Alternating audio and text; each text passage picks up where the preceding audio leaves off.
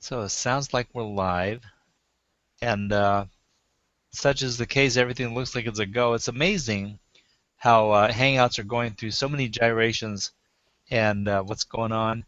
But the only thing I want to confirm is whether we are broadcasting now. So I'm checking that out, and of course, it looks good. Um, yes, Hangouts has been going through some weird stuff, and I'm one of the holdout people who are using Hangouts, and I'm having a good time with it. But it's been a long journey. So anyway, we got through today, and lo and behold, the lower third works, comment tracker works apparently. Let me check that real quick. And we have Barbara Quick is in the audience, and I have no idea what she was saying, but she has a lot going on. PG&E digging the street around her, a bunch of online stuff I should be doing, but I decided to give that I need a positive break. Glad you're here, Barbara. Glad. Did everybody see not the lower third, the comment tracker? Hello? Did Yes. everybody? Okay. I thought maybe I'd step back into the twilight zone there. Anyway, we're saying Basically, hello. We're saying hello from all over the United States. Ladies and gentlemen, welcome to the show. What is the positive? And indeed, this is going to be an interesting one because what we hoped would happen uh, last week as a development from that show and taking a poll has actually come to fruition, and we got some action on that, and we're going to have an interesting show today as a result. But as we do, the first thing I've got to do is introduce my other constituents in the green room. Yes, my constituents. It's a catch-all phrase meaning the people I love. In my case, maybe not in yours. Uh, First, I would like to introduce Shira Hunt. Please say hi, Shira, and come on, join the party.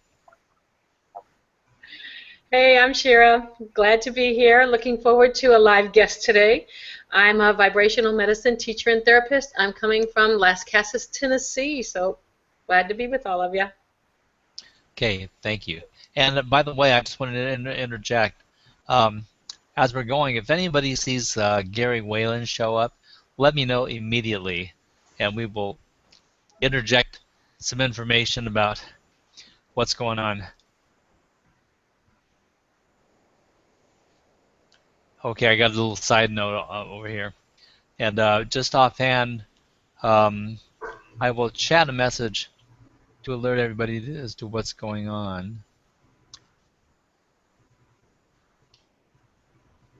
Sorry about the pause, live audience. And now a message from our sponsor. All right. meow, because they always have pause. Ah, terrific. Bada boom boom ba. George is going to be here all week. Don't forget to tip your waitress. Thanks for filling in, guys. Okay. So there's a message going out to my peeps. You know, it's really interesting. It's not an easy thing to coordinate a show such as this. And one of the things is when you've got 4 people in the green room and a subject that's being pursued live, you have a facility that is an internal chat so that every once in a while people will be talking along and we get these chat messages going back and forth. And it's difficult for me because I see that and I'm really usually deep in my thought, and then it comes along where some message comes at me, especially if it's like more than 3 words, and then all of a sudden I'm going to stop and say, oh, well, what is so and so saying to me? And it takes me a while to recoup. So that's one of the problems with a live broadcast is like you've got to have a way to communicate with each other. So we use this and pretty effectively are able to conduct the show. And so thank you for putting up with the moments of pause and uh, it's not always smooth. By the way, we're saying hi to We Wake out there, Barbara Quick, Dan Weeks, and let's see who else might be here. That's about it right now, and I'm glad you guys are here. We also have Dr. Margaret joining us in the green room. How are you, Dr. Margaret? Hello.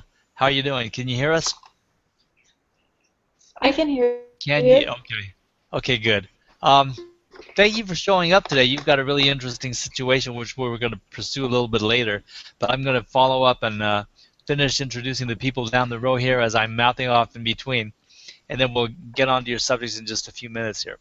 But next, I want to introduce George Stewart. Say hi, George, and tell us everybody about what you're doing. Hi, George. Hi, everybody. Welcome to this week's Crazy Piece of Life, and Hi, who knows what's I'm going doing to great. unfold today. Good to Oh, be I'm here. doing great, thank you. oh Awesome. yeah. Hang on, Dr. Margaret. We're introducing the other constituents in the green room, and so it won't necessarily require your conversation yet. But thank you.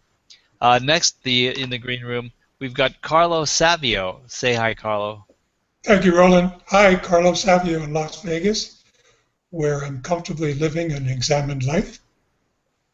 And when my spare time, I do digital marketing. Very good. So our guest, actually, if you're watching the show here, you're wondering who in the world is the other person in the green room. Well, we're going to introduce her now.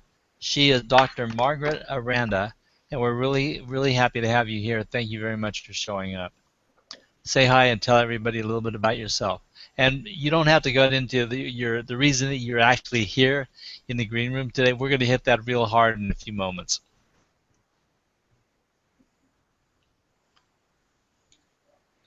Hello, Dr. Margaret. Maybe we're working on a delay. I don't know exactly. Can you hear me okay?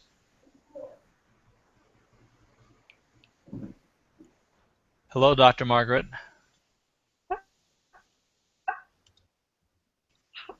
Um, we'll figure this out before we go on because I can't figure it out.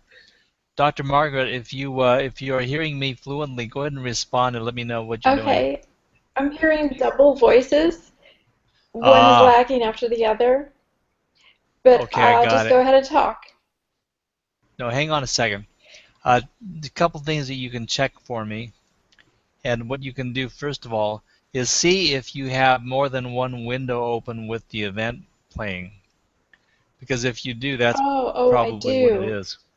Yeah. So shut down to just the window of Okay, being in the Hangout itself, there. or Gotcha. on the That solved other the problem. windows, right?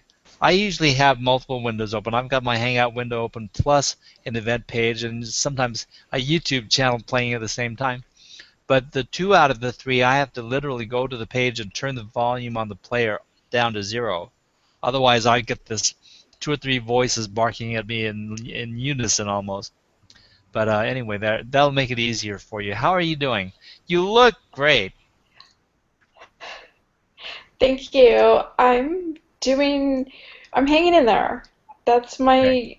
my usual answer to the question, no matter how I feel or what's going on in my life.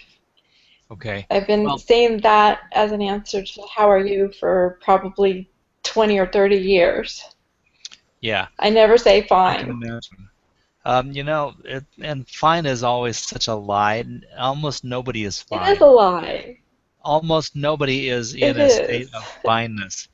Momentarily fineness, yes, momentary joy is common enough, but to be actually say the state of your personal union is fine on an ongoing basis is really a misnomer, because people deal with a lot of problems, and I'm not, we're all aware of this, and that's why the reason for this show, and we're going to deal with what your subject is and let you tell some of your story momentarily. You've got more story. It's like Barbara Quick. She's got way more story than we could possibly fit into a program of 1 hour long. But we're going to get the gist of it and then hopefully get some feedback and talk about it briefly. But before we get on to your story, I wanted to mention that Barbara Quick is in the audience here. And if Gary Whalen had been here, I was going to hail him as the this week's hero because he stepped forward after a couple of weeks ago. We had a fundraiser for Barbara Quick, and he literally came on and said, I'm going to donate $500 to Barbara Quick's fund, and take Roland off on up on his offer to build a website. Now, he probably needs a website like I need an additional hole in my head. But he said, okay, let's have a website, and he gave me absolutely zero content for the website. But he has been emailing me for months now, and occasionally he sends me um, a picture, photo of something. Sometimes it's his office, sometimes it's something else. But anyway, Gary actually sent me enough stuff where I can indeed put together a website for him, and I wanted to show that to you now briefly, okay? So I'm going to do a screen share, and Gary, I hope the world doesn't get, no, maybe I should wait to see if Gary shows up so that at least he can see it at the same time as everybody else. So I'm going to change I'm going to change up what I was going to do right now. But the one thing that I want to do is thank Gary for stepping up. And this show is all about helping people if we can. And I'm a believer that we can always do something. We can always do something. There's always a thought that's a little bit better than the one we have, and in a direction that's a little bit stronger, a little bit more positive than what's going on. So in an effort to do that, we had a poll a few weeks ago, and let's see, did I get the results of the poll up? I'm going to actually show the poll and show what the answers to the poll was like. So George, unfortunately, we're going to see your answer even. Or do you even remember? Okay. Oh yeah. Oh yes, I It's okay. remember. No. Okay, so I'm doing a share screen right now, and this is the poll that we took a week ago. And basically, can everybody see that okay? Basically, the poll is Yes. about what is your biggest fear? And the sequence of questions after that is, does this fear control your thoughts and actions? With a multiple choice answer. And then also, can this fear be paralyzing? Multiple choice. And then answer is a little different in this case. Do you just live with this fear, or are you going to do something about it? And the three answers there were resigned to live with it, I am or will do something about it to change it, I am willing, but I don't know what to do. And that's three of the possible options for answers. And then the last one, of course, is would you be willing to share this fear and discuss it live? And some people said yes, some people said no, and some people said maybe. So I'm actually going to show you what the response. Oh wow, some more people took the poll. So I don't know what we're going to step into. We're going to actually see the results live now. And 11 of these, or 10 of them at least, were already here, and then the rest of them are new. So let's see what went on. As a question of what is your biggest fear, here were the answers. Lack of income, a really obvious one, really common, I'm sure. Getting another traumatic brain injury. Now, Dr. Margaret, I assume that this very well could have been you. Yes. Okay. That was my answer. Okay. Pink elephants and green. I've had 2 brain injuries. Wow. Wow. So, pink elephants and green tutus, I think this was George, but I'm not sure. Not being able to come up with and manifest the resources to live my dreams. That's common enough. A life not lived, I like that one. Because if you're not living to your fullest, you're going to feel like your life has not been lived. Not taking time to learn new world view of things. And obviously, if you don't learn what's happening new, you're going to be left behind in the times, and you're not going to know what's going on. You'll be the one of the uninformed. Here's a really interesting one: being trapped awake in a comatose body. Now, that's legitimate, because it's one of these things. Something could happen to you, and you might be in a body that's not functioning, but your brain might be totally, thoroughly intact, and that is definitely a place that I would not want to be either. Okay, dying before achieving what I was born for. So that could be discussed even from the standpoint of how the question was answered. But we won't have total time to do it unless the person that answered that would like to step into the green room possibly next week. And then the next answer was no answers to my questions. And I thought that that was very interesting because, my God, we've all got answers. I mean, we've all got questions, but we always seek answers. That's how we move forward in life. And if we don't get answers, it makes it very difficult to move forward. So being unhealthy, that's of course very common. Not being informed, yeah, but the only thing that puzzles me about that answer is not being informed is like, well, whose responsibility is that? And so there's a question regarding the answer in all these cases, but that was an interesting one. Never succeeding in life. So that's kind of an interesting one there. But we can analyze what is success and so forth. Being ignored. Wow, that's an interesting one. And then the last one here, change, freedom. That's the biggest fear. That's a big subject. So anyway, you can see that there's a variety of answers, but not very many of them. There are a few there, obviously, as you look at them, but not very many of them actually address a specific problem. They're somewhat general, and they talk about things, but the fear could be either wide-based or it could be very focused. So everyone's fear is different, and some of them are like each other, but it shows you the different things that people focus on as their own fears. Now, these charts here basically categorize the other questions and the answers, and it divides them up into percentages. And this question was, does this fear control your thoughts and actions? And yes was the blue here, 25%. No is the red here, 25%. And sometimes 50%.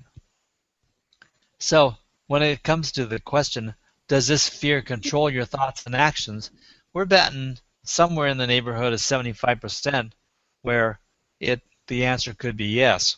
Even if it's a sometimes, that's still a yes. Now you've got also the next question in the next chart.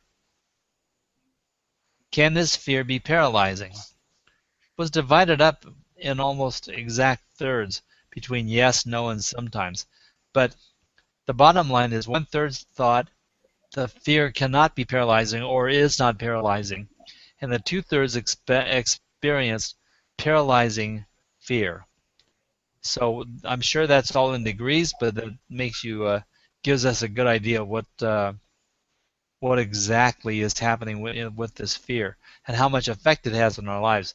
Now the next one, do you just live with this fear, or are you going to do something about it? There was about a minuscule percentage, 6.3, that says resign to live with it. And also, when it came to I am willing but I don't know what to do, another small percentage. And then everybody else, 87.5%, I am willing to do something to change it. So a lot of people willing to do something. The question I would ask is, how many of you are willing but not engaged in doing something about it? So a lot of people are willing, but who's doing something? This last one, of course, was for the sake of the perpetuation of this show. And would you be willing to share this fear and discuss it live? And the red pie shape right over here indicates that 12.5%, or about an eighth of the people, said no. And everyone else said either maybe or yes. Maybe or yes. A full out 50% of the people said yes. So that leads me to believe that there are some of these people who may step forward, such as our Dr. Margaret today, and actually say, okay, I'll come in and discuss it live. So that's what we're here for. That's why we are in this show. Okay, I'm going to stop screen sharing. If people have any questions about the poll, we're going to be taking more of those. But let me know if you have questions about the poll. or the answers thereof, or if you'd like a copy of them, I'm more than happy to copy you on that. But let me know what you think if you have any questions, because the more we research this and find out what's going on, the more we can potentially help others. So the way this affects our today is, and we're right on time to do this, the idea is to have people step forward from the masses and then tell us what's going on in their lives, tell us their fears, discuss their problems, and we have myself and 3 other people in the green room who are immediately available to give feedback on that. Plus, we've got some really smart people in the audience. Some people who deserve just as much to be on a show to answer this type of question. So we will ask people in the audience to comment if they see fit or if they have questions, and then we will also be commenting from the green room. But first, we're going to give Dr. Margaret a few minutes to tell what's been going on in her life, because this is why you're here today. And I thank you very much for being willing to. You're one bold lady. I've known you for a while now, and you've faced a lot of challenges, both physical and otherwise. So go ahead and first of all, if you want to tell everybody a little bit about yourself and how this situation evolved, console is all yours. I will put this together as I can, and first, before I forget about it, I'll let you know that there's a great poll. It just needs more numbers, and it'll be interesting to see if the answers change when you get more people. If your Absolutely. N is bigger. Yeah, I'm really curious to know if the percentages change, because I, as a scientist, I've written many papers and analyzed them statistically. So that's why I'm just interested to know if what would change Yeah. and why. That would be another. So this is like a pre-study, and so a pilot study, and it's very interesting. So my story that we care about for purposes of this particular question today is that I yes, Stanford trained, uh, graduated both anesthesiology and critical care. So I operating room and also made sure that the comatose patients in the intensive care unit were not awake while they were comatose on a ventilator, and that they were all asleep and couldn't remember anything. And sometimes they were paralyzed. We paralyzed them so they wouldn't move and they wouldn't breathe against the ventilator and give themselves a hole in their lungs, things like that. Highly trained. My first job was at the University of Pennsylvania. I attended in anesthesiology, traumatology, and radiology. I did work with physicists and radiologists as a scientist. All that to say that then my dad got Alzheimer's and we moved back to California. And I wasn't doing anything except driving in my truck, with my daughter. She was then 3, and Dr. Margaret Aranda, car accident, or what I ended up is dysautonomia, DYS as in dysfunction, auto as in a car, anomia, NOMIA, of the autonomic nervous system, where everything that the body does by itself that you don't have to think of. A lady pressed her gas instead of her brakes, T-boned, and twirled us around into circles. So me and my daughter, she was then 3, we ended up facing oncoming traffic. And so my brain did a whiplash swirl, like a centrifuge. So if you understand the nature of the injury, then you understand my neck got twisted, the artery inside my neck got torn and ripped.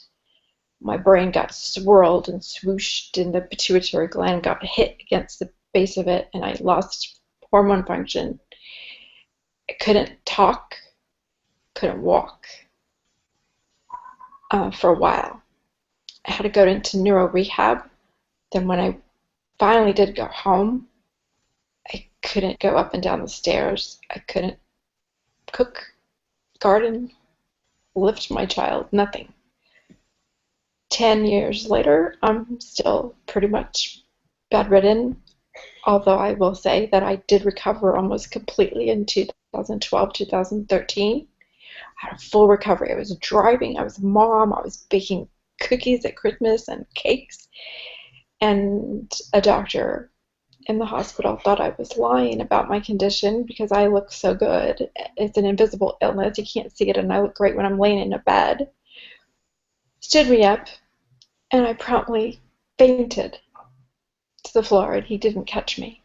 I sustained a second traumatic brain injury with the pituitary gland hitting all over again. It set me back really far. I had been accepted to go back to Stanford and get retrained in anesthesiology and critical care. I would have got my whole profession back, my whole life back, my income, everything. And I lost it all because the doctor thought I was lying. And my biggest fear is that I will hit my head again and get a third traumatic brain injury. Because if I get a third traumatic brain injury, I may never recover from it. And I may be left not being able to walk or talk. And that's my biggest fear. I'm on a blood thinner for the rest of my life, so the artery that got ripped won't tear. I still have balance problems. I have a caregiver who brings me things, and I can't go shopping. I can't or aisle because I have this ocular vestibular dysfunction where I can't watch a tennis match while watching the ball go back and forth. I can't watch anything that moves. And if I go down an aisle, you just stand all up and down for toothpaste. Well, if I look up and down and see, you're actually looking at hundreds of different things. I'll throw up. I mean, I have to literally sit on the floor in the store on the bottom shelf. And usually the manager or somebody walks by and gets me a chair. And my face is white. And I just have to leave. So yes, that's my biggest fear. Am I doing anything to overcome it? Yes. I get up really, really slowly. And I try not to lose my balance, and I hold on to the furniture like a blind person, and I hang on to the walls like a blind person. And am I doing anything to make sure that this will never happen again? It's an impossible question. No, to make sure this will never happen to me again, or I'd never get in a car. Because a car accident is what started the whole thing. I won't even be a passenger in a car. I can't live what quality of life would I have? So I take risks, and as a doctor, everything we do is a benefit to risk ratio, and I have to weigh it for myself and see if the benefit of what I'm going to do and where I'm going to go and who I'm with outweighs the risk of possibly getting into another car accident because somebody else let her fast food drop on the floor and she leaned over to get it and pressed the gas and smashed into me at 90 miles an hour and broke the rear axle to a Ford Expedition. That was not my fault. I had nothing to do with it. I wasn't doing anything. I wasn't even in the intersection. I'm So, careful. to say the least. So I would interject at this point. So you have basically your fundamental fear of a reoccurrence of an accident, but then that's created in an atmosphere of manifold issues because the accident could be from any direction and at any time. And so when people think about that, all of a sudden they feel vulnerable from every aspect of life, and it makes it difficult to move around, right? Uh, And because of the brain injury, I forget things sometimes. So once there was this huge fly in the house, and I got the fly swatter, and I went like this to swat the fly, and I forgot that I had a balance problem, and I just ended up flat on my back on the floor, oh wow. on the hardwood floor, and I didn't hit my head, and and that's fine. I suffered no consequences from that. But it's like every single little thing I do, I have to make sure that it's not going to cause me harm. Yeah. Um, your situation is so much different from mine. When we compare, if we were to compare notes, there's no comparison. Like, yes, I'm in a wheelchair. No, I don't drive. No, I don't go anywhere practically. The doctor's office and an occasional restaurant.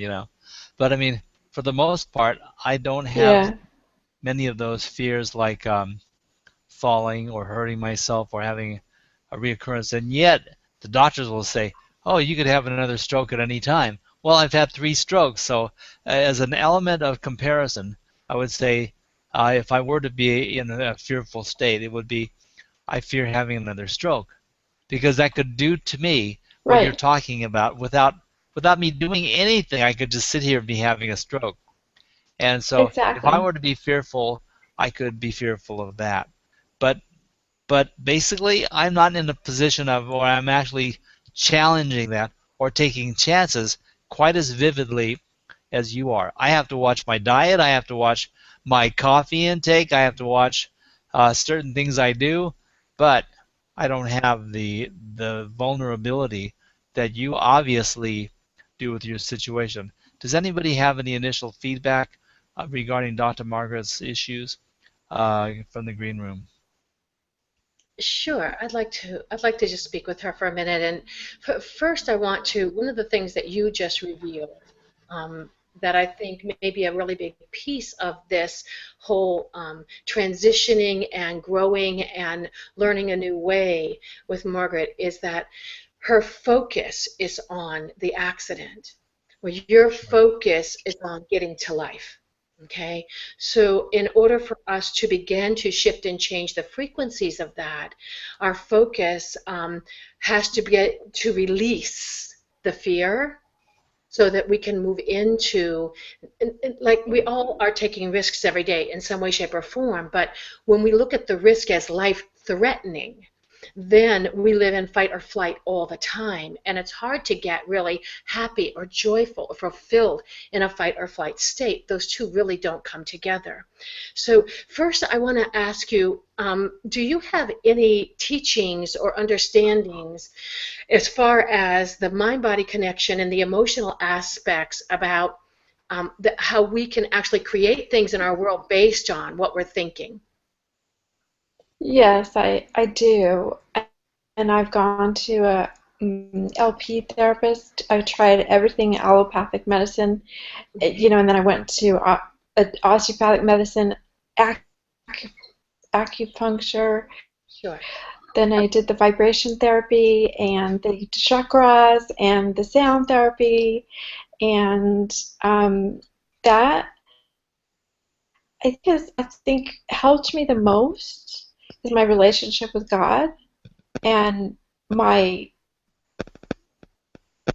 perseverance, negative, Mhm. and put it in a box, so to speak, or I visualize it as being a, a, a molded, and I twisted and turned it around. I got my PhD in forensic medicine. I've written 5 books since from bed. I am very popular on social media in invisible illnesses, it's created a whole sub-specialty for me that no doctors would know about But it because they hasn't. don't know what it's like to be a patient. But it hasn't changed your fear, Margaret. That's the thing. It hasn't changed the fear. And that's what I'm trying to get to. Okay? And so one of the things that when I'm listening to your story, is the languaging of, I didn't do anything wrong. I was just there. She did it. You know, in my world, I don't believe that we're I believe that we are a part of it, and that in our energy, in our frequency, see, I know you believe we all have a soul, and soul is of God. And my first question is, can God make a mistake? No. So if your soul is of God, you are a part of that. Can your soul make a mistake? No. I don't believe it can. No. And so what happened to you was not an accident, and it wasn't a mistake. It all came with purpose and reason. Right.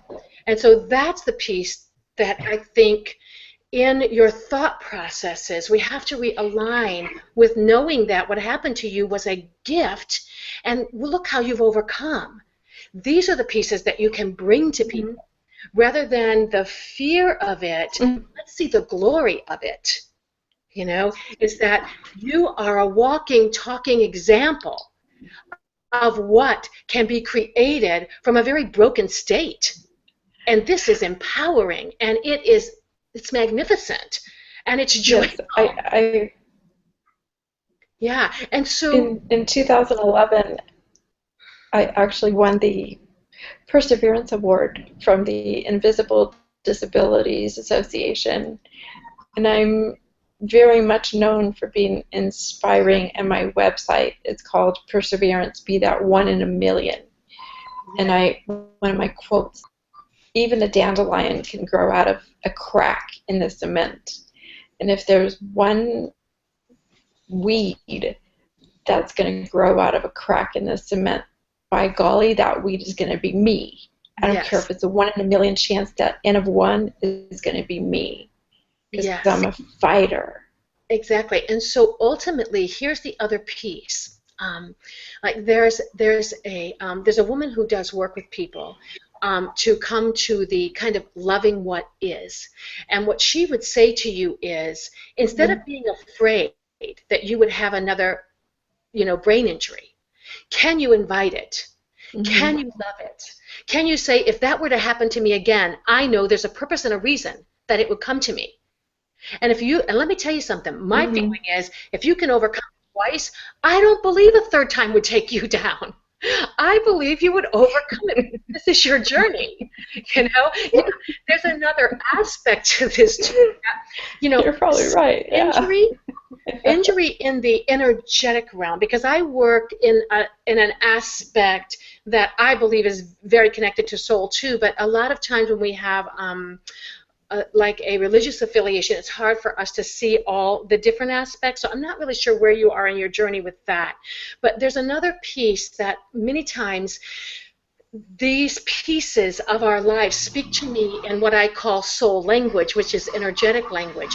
And for people who get injuries, and especially repetitive injuries, a lot of times it speaks to being angry with yourself or having a guilt issue about something.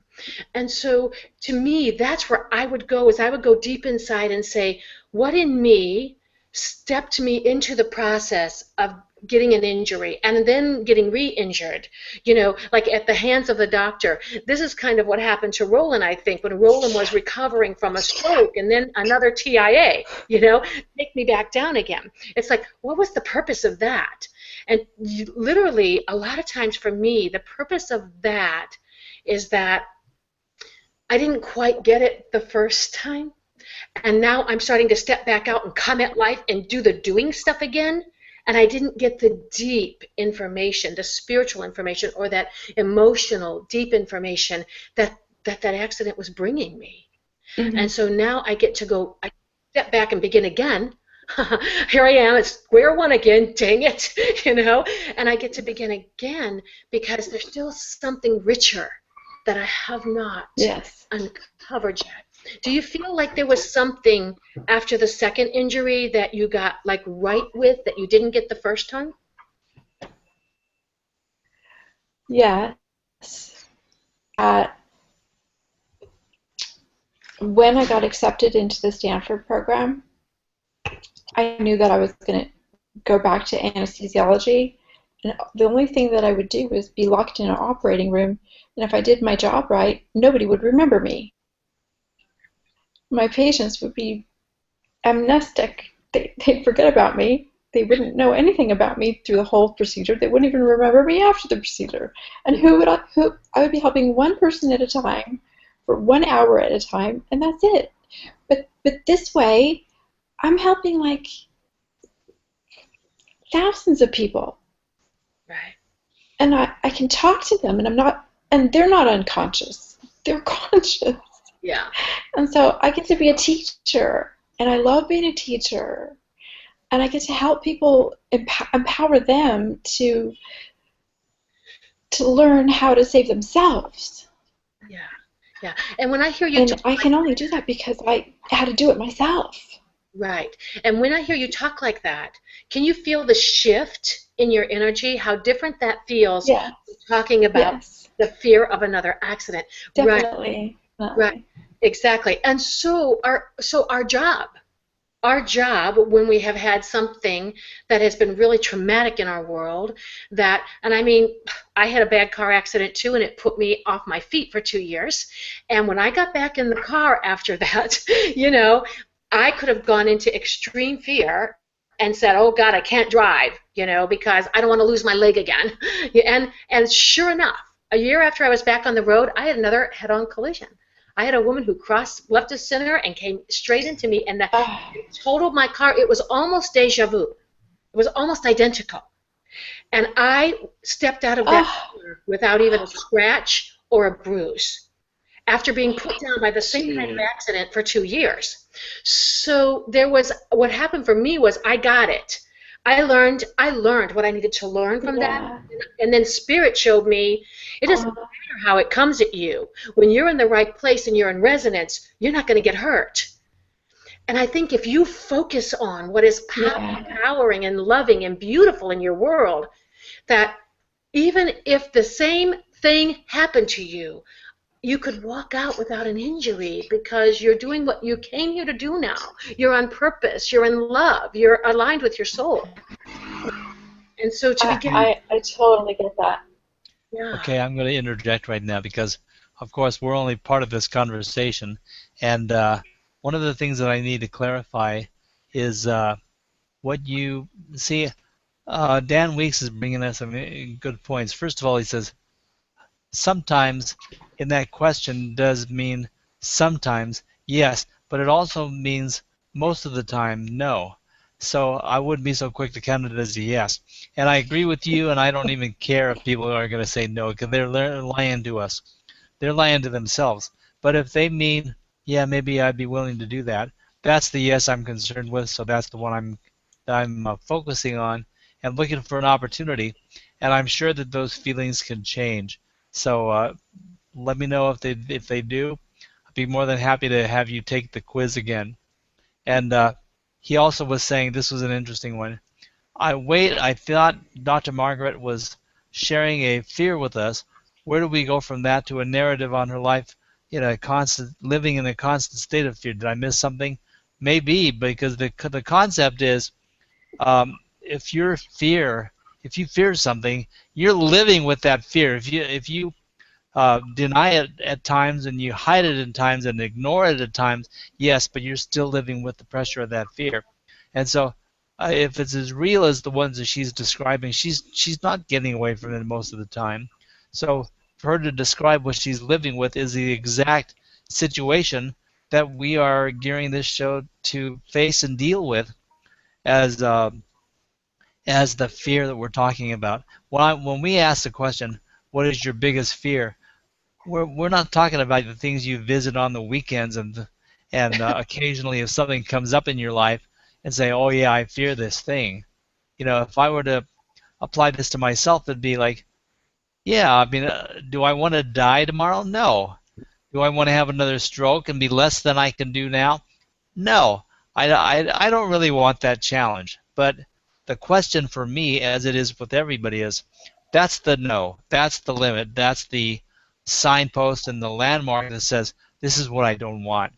So from there, we turn from that to a positive thought that allows us to draw away from that. And that is the whole key. Right. The concept of law of attraction is basically you can't attract what you Really don't. deep stuff. We're not, yeah. Yeah, you can't attract what you don't fear. So if you live in fear, you cannot attract the opposite of the fear. So one of the things, Dan, I would hope that maybe you could describe to me exactly what you meant by your phrase victim blaming. And I want to be able to apply that to what we're discussing here and to use that so that I can identify where you're coming from because I don't see it. So let me have a better view of what you're going for. And then one last comment from the audience is we wake. I think we need to try to find a solution rather than to pinpoint what the problem is. Why does Dr. Margaret Aranda think all the things she tried to solve and the problem failed? I don't think that she thinks everything was a failure. I mean, her smiling at us right now shows me that she's had some good results and she's appreciative of that fact. But she faces an ongoing thing. This is part of her fear. So what Shira was attesting to was like recognizing the fear is inherent to your problem, right? You're going to recognize your fear. You're going to be able to wrap your brain around it quite vividly. But what do you do with that? What do you do with it? One of the questions in our poll is, well, do you just live with it? No, everyone wants to do something about it. You don't want to stand still and just live in fear, although a lot of people do. On the contrary, the thing that strikes me so much is that a fear does not change your experience. You're fearing something that might happen, but until it happens, it's not a problem in your life. If it doesn't happen, you spend all that time fearing that it might, but it didn't happen, right? But here's the issue. Your experience in life are going to be according to the vibration of what you put out. That's what the law of attraction is all about. It's just as much you cannot find or create happiness if you are an unhappy person. You're just taking unhappiness everywhere you go, and then you're adding that to the mix of what's going on in your life, and therefore that's the experience. But a happy person taking the same walk is spreading happiness. What is their experience with the people around them? They smile, somebody else smiles. The vibration gets better. They're attracting Exactly. they're attracting an expansion of joy. So when you see something as simple as that happening, it's a bit of a mind reach to say, yeah, but how does this change my life? How does this change my experience? How does this keep me from having another stroke? Well, the main thing is you're aligning your vibrations with the opposite of that. And that which is like unto itself is drawn. So if I want to have a better experience than more strokes, I got to focus on something other than the stroke. And so when it comes to Dr. Margaret's, Interject something yeah, very quickly. Um, Anyone can feel free to follow me on Twitter. I tweet on, I'm at Aranda, Aranda, MD, PhD. And that's inspirational. I speak to people with chronic illnesses. I speak to people virtual. Good nutrition is something called immunonutrition, which is a whole area that I really feel that I've opened up. Just I'm people are gravitating to what I have to say. we're having a little bit Asked, of a, not only was I named the top female role model, but I'm now hosting my own talk because I'm so inspirational for young girls. So things are happening around me that I'm not even asking for. Cool. So a lot of I've what's going turned it on, into positive. Good. a lot of what's going on in your experience is like you recognize your fear, which is vivid, and yet you're doing something that polarizes with the opposite vibration, and you're going out and helping others who need to know what the Okay. possibilities of improvement are, possibilities of hope, faith, and improvement of what their life is at the moment. And in other words, if they change their thinking, they might be able to have a similar experience as you. So you're basically leading a walk of faith. And I'm sorry, Dan, that's the word for the day. Uh, it's a walk. You have to have some kind of feeling that something can improve. Eh, And immediately, if you polarize yourself with a positive feeling, and if you commit yourself to that feeling and not dwelling in the negative, it can change your life. And that is what this show is all about, the power of positive thinking and what is the positive. Always asking one step beyond, okay, this is my problem. Okay, this is also a problem. All right, this is also a problem. I've got all these problems. What the hell is the positive out of all this?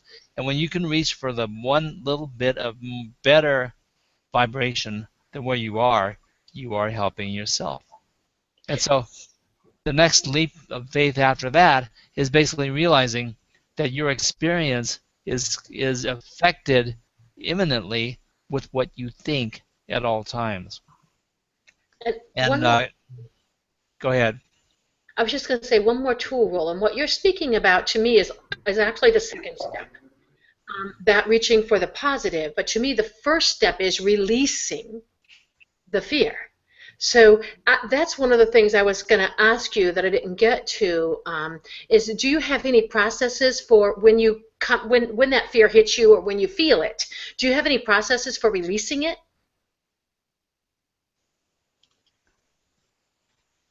Dr. Margaret, do you have any processes for releasing the fear? Me? I used to, well, I see, I started seeing him when I couldn't walk or talk, less and less often, and I'm just kind of happy sad because I like him. But he's a Dr. Walter Jacobson, and he's the another like oxymoron. If you forgive other people that are harmful to you, or forgive situations that did you harm, anymore, and you're opening yourself up to be pure and loving and happy and beautiful. And the one thing that I say all the time when I'm advising other people that got injured or that were, hey, I'm not a victim, and I'm not even a survivor. I'm more than a, Yes. I fight. I stand up and I stand firm. And that is that away from me. I have confounded the doctors. They have been standing there with me year after year coming back thinking I should have been dead by now. I'm a fighter. I'm not a victim of the car accident. It turned my life around, but it made me do good for other people, especially young women who don't have a voice, who don't know how to speak up, and I'm teaching them how to do it. Cool. Cool. They're not victims either. Excellent. They're warriors. So just to interject here, Dan was making a comment, and I'm not sure that I totally understand it, but his statement regarding Dr. Margaret's situation was, if we rewind the playback, you'll see that I'm talking about how nothing is an accident and everything has a purpose, and that all these terrible things that happened to Dr. Margaret were intentional, and because of some shortcoming that she would be then challenged to overcome repeatedly. I'm not sure I agree with that, but I'm more attuned to that than a lot of concepts. But I don't think that life is meant to teach us a specific lesson. I have trouble with that. But I do believe that we are here to express ourselves. And when we talk about responsibilities, I don't like the word victim either, because that's pointing fingers either at somebody else or yourself. But I don't believe in the concept of victim. I believe we have results as opposed to being wrong about something or devastatingly negative, or you're the bad guy. It's more like, and we could discuss being the bad guy too. I can identify bad guys with guns as easy as anybody, but I'm talking about in your own life and what's going on, and being able to accept the responsibility for what you've created. For instance, I put myself in this wheelchair. I realize that. Now, did I do it intentionally? I don't think so, but nevertheless, I have to take the responsibility that I put myself here somehow. But I don't think it's because life wants to teach me something, or is punishing me, or that there's an ulterior motive from this guy in the sky above me saying, you better learn this lesson, because I think it's just about being the natural vibration of goodness versus being the natural vibration of lack of that very same thing. And somehow I've been lacking in my expression, and that's why I'm here in the wheelchair. But I certainly don't point the finger at anybody else to redirect the energy of what went on to put me here. I take full responsibility, and part of that then reflects back on me, saying, well, if I don't have the ability to point to anybody else, I can't blame anybody, so I can't hold all this baggage about what went on in my life or for the people around me, or I cannot have those negative. By nature, I won't have those negative feelings. So I'm basically set free to now express myself, even from a wheelchair, and that's the difference for me. I don't think blaming is an idea that I adhere to at all, and I don't think victimization, either me or somebody else, is something that I would adhere to. So just to explain a little bit more of what I'm thinking there. Go ahead. Yeah, I just want to speak to the learning the lesson thing. And that was probably, I think that might have been language that I used. That's not like learning a lesson like life is trying to teach you something. Right. To me, it's more like coming to know ourselves. Because if we have, as you say, it's not ever intentional. Why would we pick to be hurt intentionally? I understand that my car accident was it was an expansion for me through everything that I went through that 2 years stuck in my body.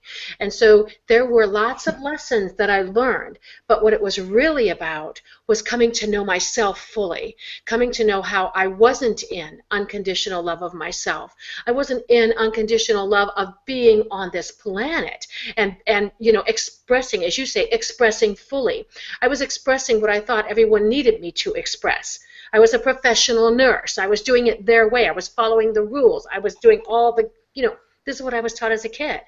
Be a good follower, and ultimately we all have to be good leaders. Whatever is within us, whatever is our journey, we have to bring it, and we got to be the one carving the path, And so ultimately I think that's what it is. It's not about learning lessons so much as it is about learning who we are on this planet and bringing it fully. And I think we're on a path, and we each have our own journey. That's the way I look at it. Yeah, absolutely. Sometimes the journey goes uphill, and you have to use your strength, and sometimes it levels out, and sometimes it goes downhill. But some people have more uphills than downhills. But either way, it's a journey, and there's a path, and there's a destination, and you got to enjoy it along the way, just like a regular hike. You're not just doing it for the destination. Right. You're doing it for the journey. And you want to enjoy the sounds, the birds and the trees and the streams, everything, every moment of every day. Exactly. So just offhand, Dan will talk further, and if you could explain to me exactly again how I'm masochistic, I will hopefully learn from the lesson that you have to teach me. But momentarily, right now, I don't see it. So we can talk further on that. But the concept that we want to wrap today up with, and obviously we don't necessarily solve problems, but we can help people look at things as positively as possible. And I believe that that will change lives. But anyway, the concept that I would like to focus on, as we always do with this show, is what is the positive. The concept in Dr. Margaret's case is that the fear of what you have to experience in your life, the fear of it does not serve you, because fear about our own problems or our own issues never serves us. All they do is they keep us stagnant in the problem itself, or they make the problem worse. So if we are doing something to expand beyond that in the solution reign, which is exactly what WeWake was saying, Right. find a solution. Right. If we dwell in that, that's a little bit more positive, and that's where we're going to be able to expand to something that's going to bring the solution. Whether we can think about it or not, the solution will come. And the main thing is that finding ourselves in that positive vibration and expanding there, and not dwelling in the fear itself. So I guess we're just about ready to wrap it up, but maybe Carlo has something to add. Thank you. Impressive, Dr. Margaret. In a casual sense, could you define for me what your concept of is of, and I mean in a casual sense, conscientious concern versus outright fear? Mhm.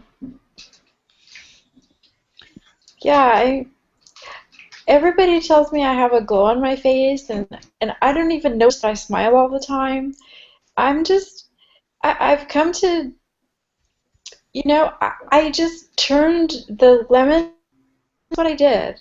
And truly believe that God helped me with it, and that He's going to continue to be there for me and with me. And I have the last third of my life is going to be better than the first two thirds. Yes, okay, I'm going to tell you a secret. Most people think I'm in my mid 30s or 40 or so. Next month, I turn 56. And that's primarily because I do have a lot of trust in God and I don't worry. And a lot of bed rest. Yeah, I have a gravity facial. You lay down and it just all goes down like that. And so, you know, thing I do. That's the nature of my personality. Yeah, the child spills the milk. I don't yell at him. Hey, spilled. Everybody spills the milk. I'll clean it up. You just go on and eat your Cinnabon or whatever. I'm like that with my children too, and I think that parents need to be like that with their children more often. I think we're too negative on our children. Our So the, responses can be one of the 100 different things. the example you said is a really good one, Margaret, because it starts off with having the problem that you face and experience these things. And then it's like, what do you do now? Yeah, How do you go on from here? How do you yeah. You're gonna take care of the scream and people? fight. You can't be what you would have normally been had you not had your accident, but you can be something. Exactly. And whatever you decide The to do, milk's already spilled. milk's already spilled. So I would like to Yeah. commend you first on your attitude. You're one of the most positive people I know. You really are. And yes, you do smile a lot of time. And where you bring the energy back is how many people that you are helping. You've got a lot of outreaches. Now, I did not plan for you to be here today. You volunteered, and I appreciate that. And I really do, because No problem. I don't think it's an easy thing to It's do. my pleasure. Although I do think that you faced a lot of things that were a lot harder than being on this show. So thank you very much for that, and Yes. allowing us to join you on a little piece of your journey, and talk about how positive attitude can definitely help us all if we follow the example that you set. So with that, I guess we're going to wrap up the show unless Thank you. anyone has something that they need to say before we close. 3, 2, 1. I guess that's about it. But thank you very much, Dr. Margaret, for being our guest today and bringing this to us. I really appreciate it quite a bit, Pleasure. and thank you very much. So thank you from What is the Positive. I Thank you hope for to see having you me. again. People, take the poll if you like. The people are still taking the poll. I'm still collating the answers and the feedback. And as Dr. Margaret says, we might get so many answers to the poll that it changes the overall percentages of Yeah, we what we're need more actually poll. experiencing. Yeah, well, it was a Like, start. bring the poll home. Yeah, fill out So that poll. we'll see what happens, and appreciate from last week to this week, 5 more people took the poll, so I appreciate all the feedback, and maybe we'll see some different results, and maybe we'll have more people come on to the show, and we can talk about their problems too. In the meantime, keep asking Yeah, yourself, what is the positive? Thank you very much, everybody, and you have a good day, okay? Bye, y'all. you too.